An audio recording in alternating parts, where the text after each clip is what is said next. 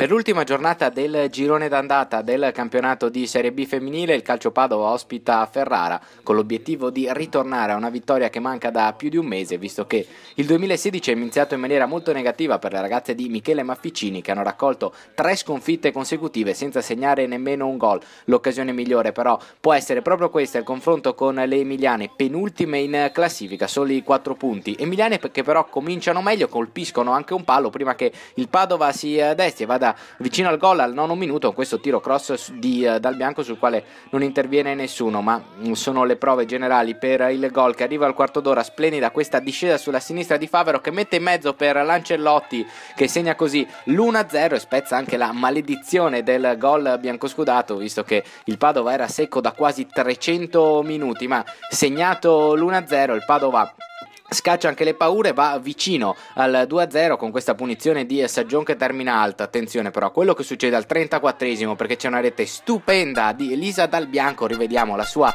rovesciata bellissima su assist di Laura Peruzzo e così il Padova può anche dilagare. Si arriva nel secondo tempo, Dal Bianco firma la doppietta ancora su assist di Laura Peruzzo e così dopo 3 minuti del secondo tempo il Padova mette praticamente in cassaforte la vittoria. Si può anche divertire, cerca il poker, prima Rossella D'Antonio con questo tiro che però finisce molto alto e poi la stessa Laura Peruzzo che dopo aver confezionato 2 assist prova a mettersi in proprio ma non riesce a segnare con questo tiro. Dal Bianco può andare a siglare invece la sua tripletta ma non riesce, il suo sinistro sfiora il palo. Si arriva al 90esimo, il poker lo segna quindi Marianna Fabruccio, subentrata nella ripresa con questo bellissimo colpo di testa sul calcio di punizione di Chiara Sarain.